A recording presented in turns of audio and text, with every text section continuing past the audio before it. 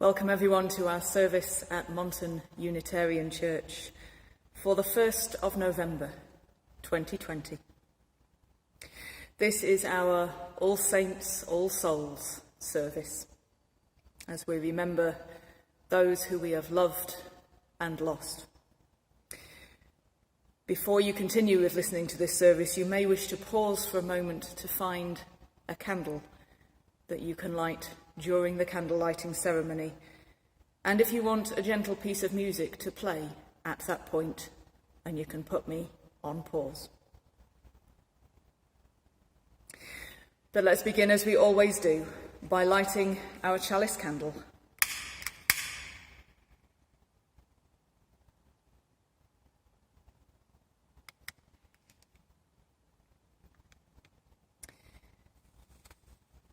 And we share some words by Sarah McNeill. Come in from the crisp morning air outside. Come in wearing the autumn sunlight on your face. Come carrying the turning of the seasons in your heart. Whatever and however the greatness of life is speaking to you now, you are welcome here in our circle of friends.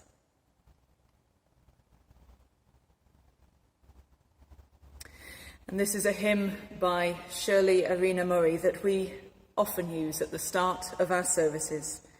It's a beautiful hymn of gathering that invites us just to be present in the moment. These are the first and last verses. Come and find the quiet centre in the crowded life we lead. Find the room for hope to enter. Find the space where we are freed. Clear the chaos and the clutter. Clear our eyes that we can see all the things that really matter. Be at peace and simply be. In the Spirit, let us travel open to each other's pain. Let our lives and fears unravel. Celebrate the space we gain. There's a place for deepest dreaming. There's a time for heart to care. In the Spirit's lively scheming, there is always room to spare.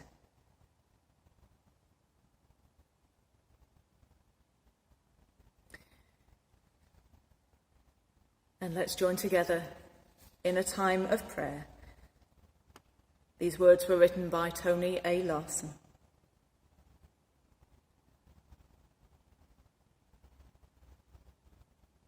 Spirit of life, we come from different spaces.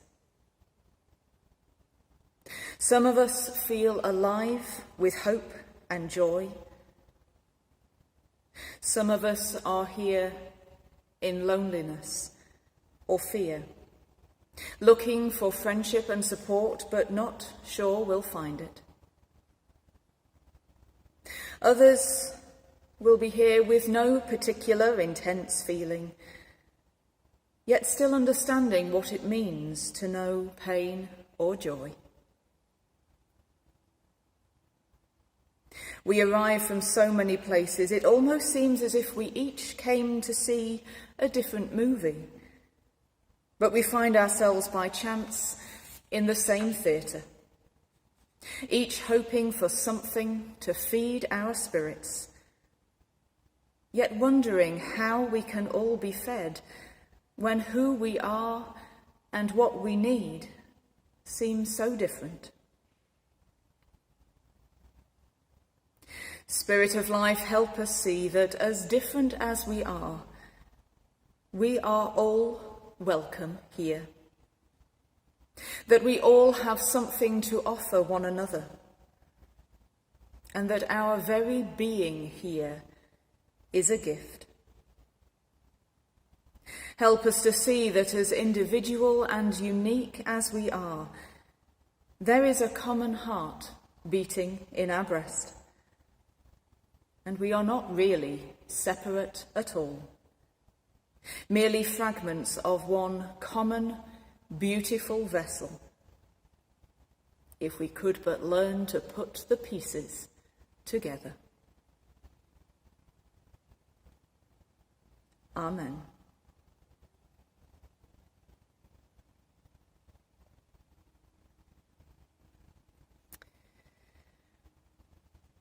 I have a picture stuck on the wall next to my bed from Amy, my eldest. She's 15 now, but I think she was about 6 when she drew it. It's just her and me, both with extraordinarily long hair and the most incredible flared skirts imaginable, and little speech bubbles coming out of our mouths. I say, "I love you, Amy," and she says, "I love you, Mama." It won't ever win an artistic prize, but I have no intention of ever getting rid of it, if only because she'd kill me if she found out. But I'm going to share a story with you now by a man called Robert Fulghum. He was an American Unitarian minister and wrote some fantastic books.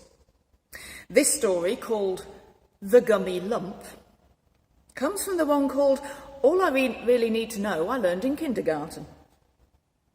He's talking about a treasure that he has that makes him know he is loved.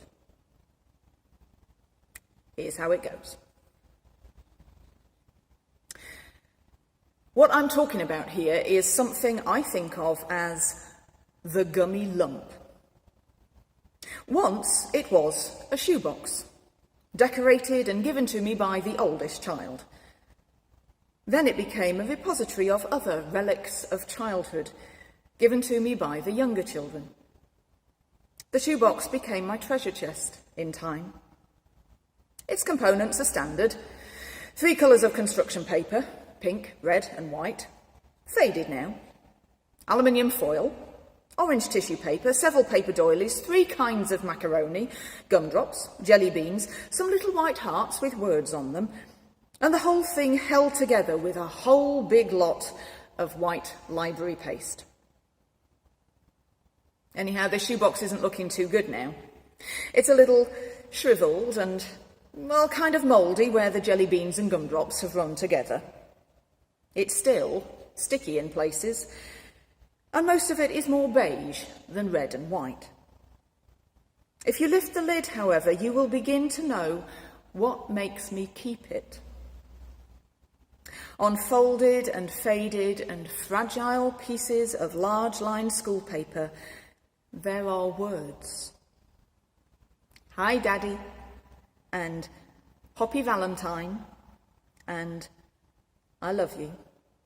A whole big lot of "I love you." Glued to the bottom of the box are 23 X's and O's made out of macaroni. I've counted them more than once. Also scrawled in several places are the names of 3 children.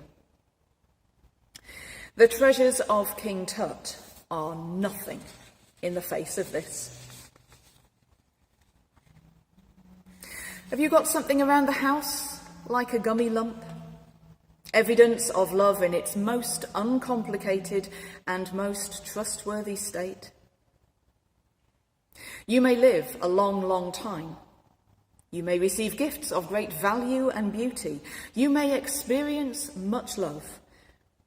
But you will never believe in it quite as much as you believe in the gummy lump. It makes your world go round, and the ride worth the trouble. This sticky icon sits on a shelf at the top of my wardrobe. Nobody else knows it's there, but I do. It's a talisman, a kind of cairn to memory, and I think about it every morning as I dress. Once in a while I take it down from the shelf and open it. It is something I can touch and hold and believe in, especially when love gets difficult and there are no small arms around my neck anymore. Oh, sure, This is the worst kind of simple-minded, heart-rending daddy drivel imaginable. I've probably embarrassed both of us by telling you. But it beats the hell out of a mood ring or a mantra when it comes to comfort. I have no apology. The gummy lump stands for my kind of love. Bury it with me. I want to take it with me as far as I can go. The message? Find whatever ways you can, as many ways as you can, to let people know that you love them. Nothing else you do, nothing else in your life is as important, as vital, as letting people know that they are loved.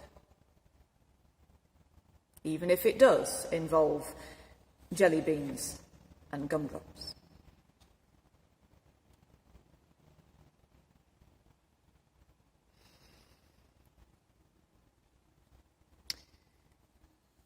Halloween, All Saints, All Souls. We are in the middle of those 3 dates, 31st of October and the 1st and 2nd of November. Whether you look at the Celtic and pagan traditions or the Christian ones, the theme of these 3 days is focused on the spirits of our ancestors and of those whom we have loved. On All Saints' Day, Catholic churches will be saying prayers for those who they believe have already been sainted and are now face to face with God. While All Souls' Day is set aside to pray for loved ones believed to be suffering in purgatory, not yet permitted a clear sight of God. I don't know whether there's a heaven or a hell or anything in between other than this life. But I know that bereavement and grief has been experienced by all of us here, whether very closely or from a distance.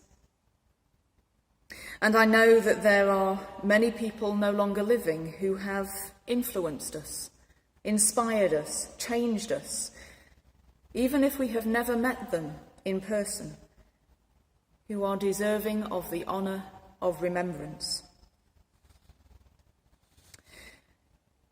So today, in this celebration of All Saints and All Souls, let us set aside some time to remember. The daily mundane acts of life often get in the way of true remembrance, using up all our time or all our energy. Here, now, we will make time and dedicate our energy to a thanksgiving for all those souls who have loved us, moved us, and left us.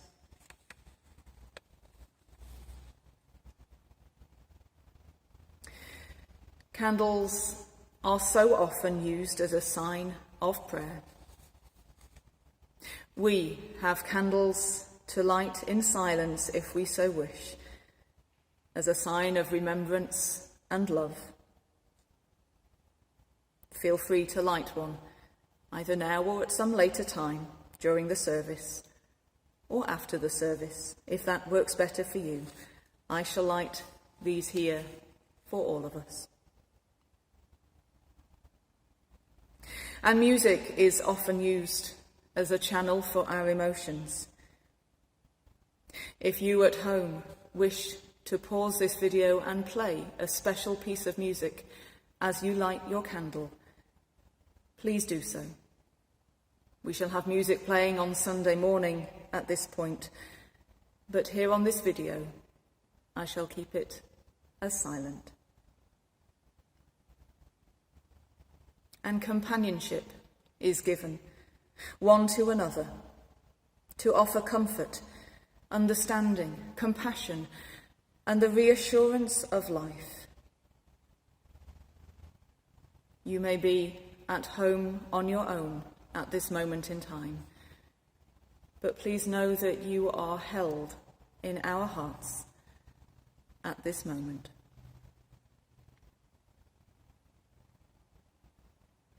So let us now pray in our hearts, with light, with music or with silence, and with the knowledge of companionship, as we reverently give thanks for all those now gone from this world, whose lives have touched ours.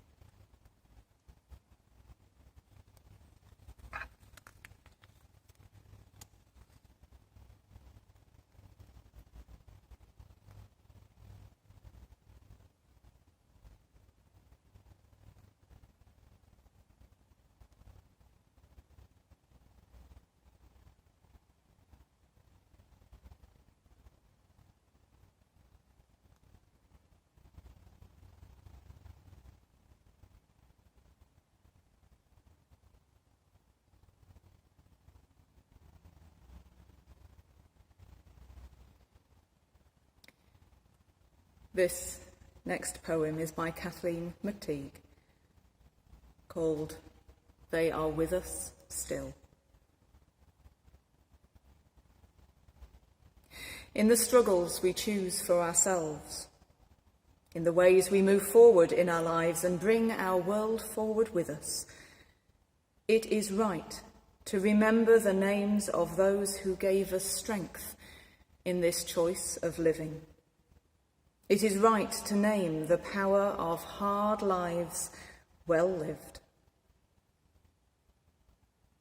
We share a history with those lives. We belong to the same motion. They too were strengthened by what had gone before. They too were drawn on by the vision of what might come to be. Those who lived before us, who struggled for justice and suffered injustice before us, have not melted into the dust, have not disappeared. They are with us still. The lives they lived hold us steady. Their words remind us and call us back to ourselves. Their courage and love evoke our own. We, the living, carry them with us.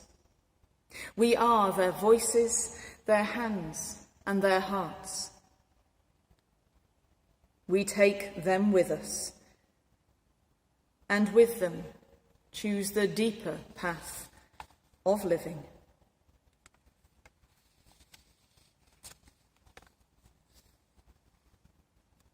Spirit of life, whom we know best in our own loving and being loved, hold us as we remember those we have loved and those who have loved us. May our gratitude sparkle in our lives. May our tears refresh our souls. Help us to know that we are not alone in our grieving. And help us also to come to that peaceful place in which we can take what we learned from those who have gone before us into our own lives. And remind us that we too are mortal, and that the only enduring legacy we leave is the love that shines through our lives. Amen.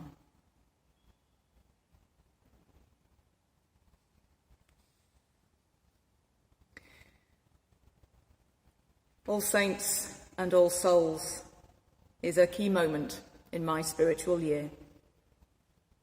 The occasion when I'm encouraged to deliberately put time aside to remember, to commemorate, to give thanks for those people in my life who have touched me deeply and who are no longer with me. It's not meant to be a morbid or a depressing thing to do, but a thanksgiving. And yet talking about death and bereavement is one of those things like sex that almost has a taboo around it. So careful do you have to be about what other people might be thinking or feeling. I do not want to upset anyone or offend anyone. But death is as much a part of life as birth is, and needs acknowledgement just as much, if not more, as the presence of a newborn baby. And the effects stay with us for just as long. Just as a family's life is changed forever by the birth of a new child, by the arrival of a new love of their life, so our lives are changed by death, because we have loved. The late Reverend Dr. Forrest Church, who was Minister of Public Theology at the Unitarian Church of All Souls in New York City, wrote an essay about death in the anticipation of his own, when he had been diagnosed with terminal cancer. In this essay, he stated, "When those we love die, a part of us dies with them.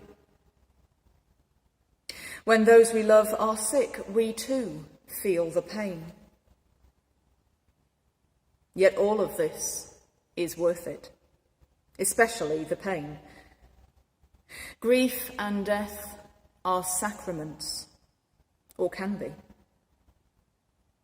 A sacrament symbolises communion, the act of bringing us together. To comfort another is to bring her our strength. To console is to be with him in his aloneness. To commiserate is to share her pain. The act of releasing a loved one from all further obligations as he lies dying. To tell him it's all right, that he's safe, that we love him and he can go now, is life's most perfect gift, the final expression of unconditional love. People have created many support systems for dealing with death.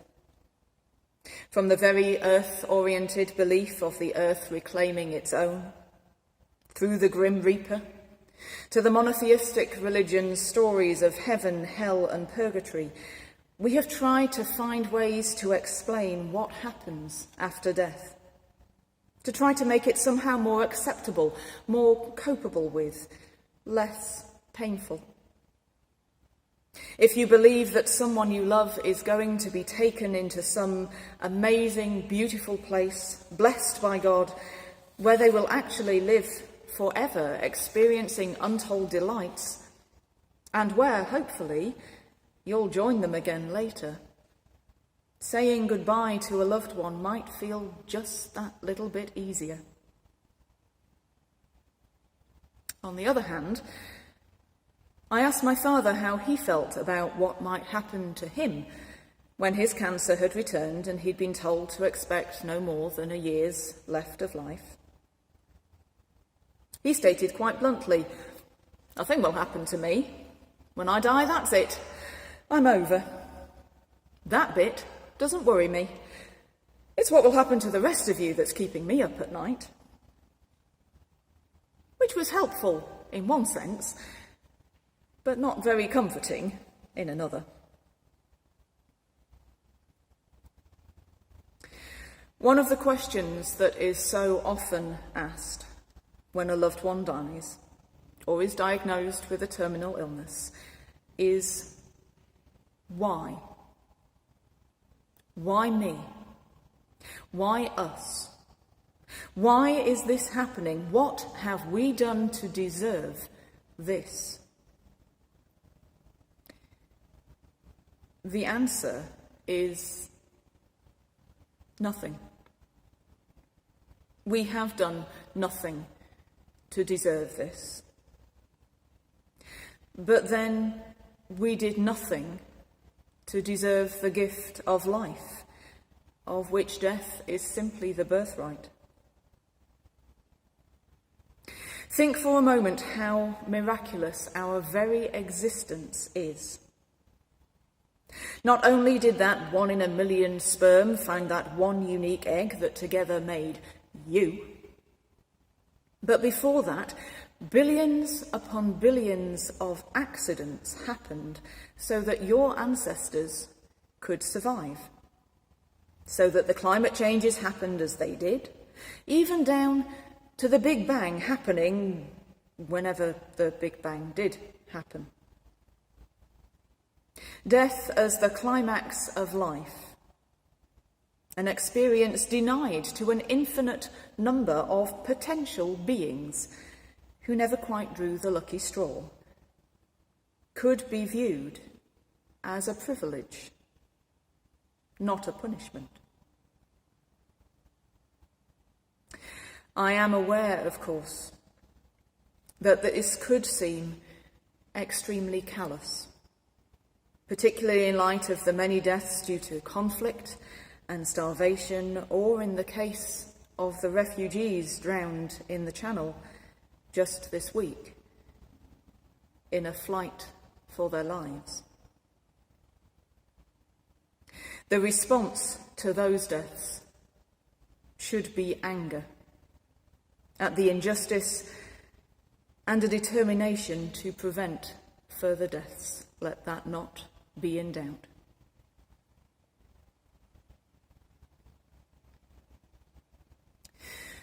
But while I don't have a clear picture of an afterlife,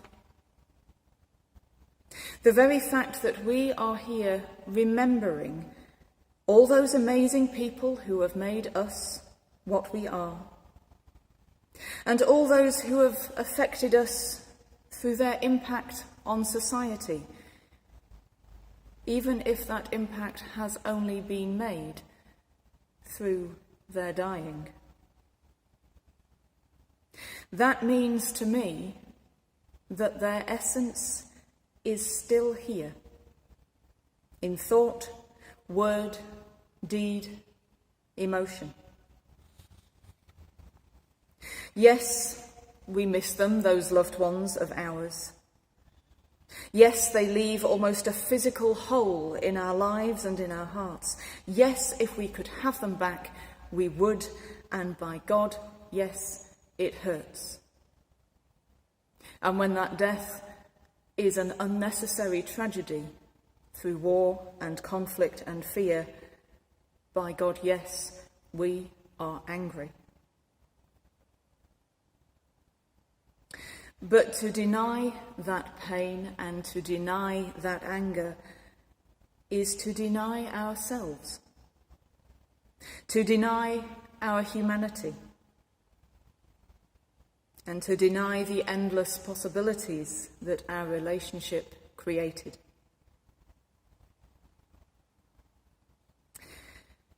Anne Wilson Schaef, who wrote a wonderful little book called Meditations for Women Who Do Too Much, on one of her reflections begins by quoting from Mary Caroline Davis, saying, "Iron, left in the rain and fog and dew, with rust is covered.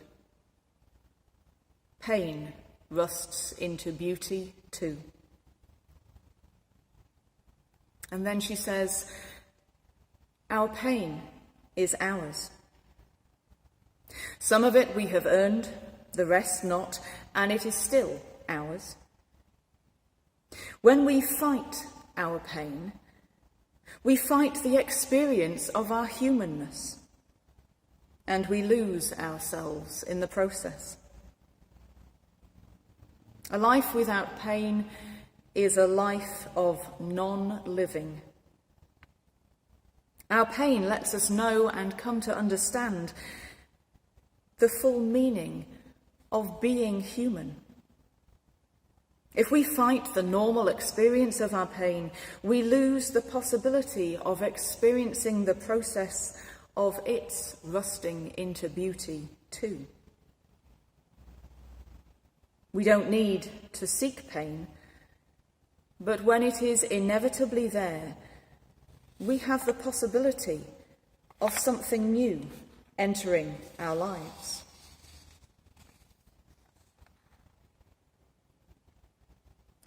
Death hurts, yes. But the scar tissue of bereavement can make us stronger and more sensitive, even eventually more alive. And the knowledge of our own mortality, that we too will eventually have to hand back our pass card to life on earth, should make us want to make the most of what we have and give the most of what we have to give. As the Reverend Dr. Forrest Church said in his essay regarding his own death, what a luxury we enjoy, wondering what will happen after we die, even what will happen before we die. Having spent billions of years in gestation, present in all that preceded us, fully admitting the pain and difficulty involved in actually being alive, able to feel and suffer, grieve and die, we can only respond in one way, with awe and gratitude.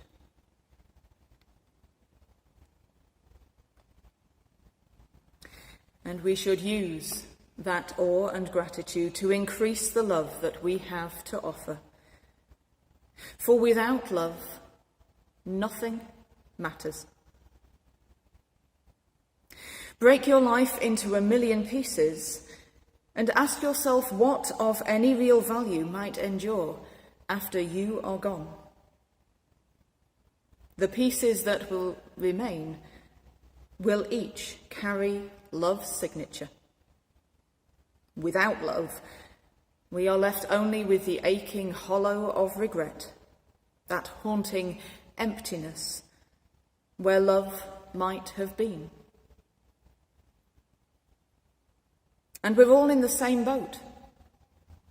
Men, women, non-binary, straight, gay, bi, trans, black, white, Christian, Muslim, Jew, Hindu, Buddhist, pagan, atheist, you name it. We are all human. We are all faced with the privilege and the responsibility of life and with the inevitability of death. How can we not face each person with love in our eyes, knowing that they are treading this mysterious, mystical, magical path of existence with us?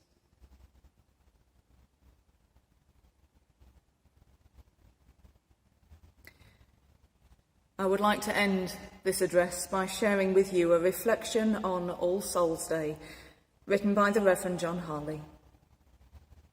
As I read it, enjoy once more the candles we have lit in remembrance, and feel the love for life and the love of life brimming over within you and spilling out to touch everyone you meet.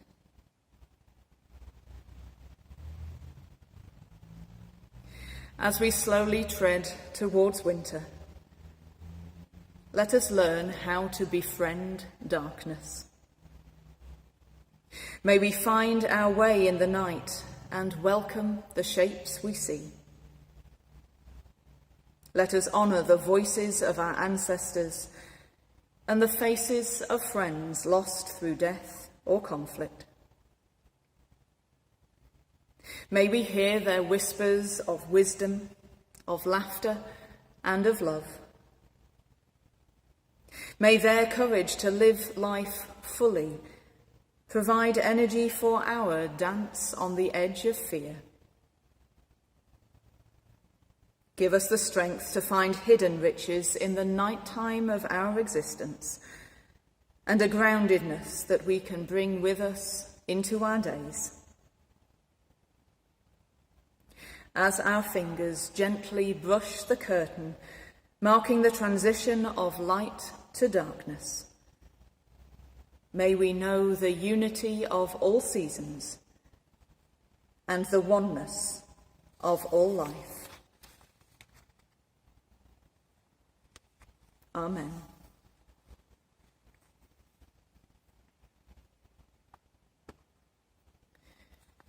And so we reach our final blessing with words by Kendall R. Gibbons.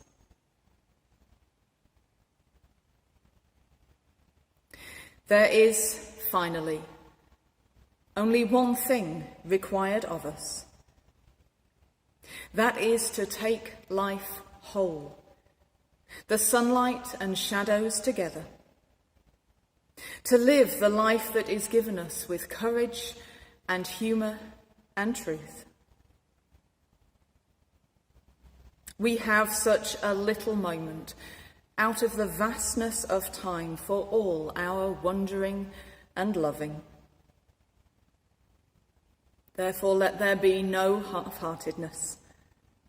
Rather, let the soul be ardent in its pain, in its yearning, in its praise.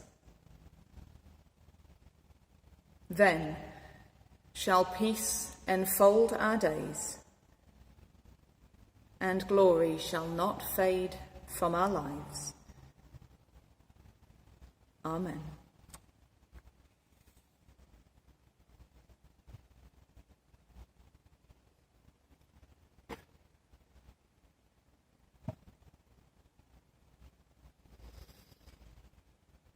Thank you so much for joining me once again. And if you're feeling the loss of a loved one heavily at the moment and would like to talk, please don't hesitate to give me a call. And I'll see you next week. Same time, not quite the same place this week. But until then, stay safe, stay strong, and know that you are loved.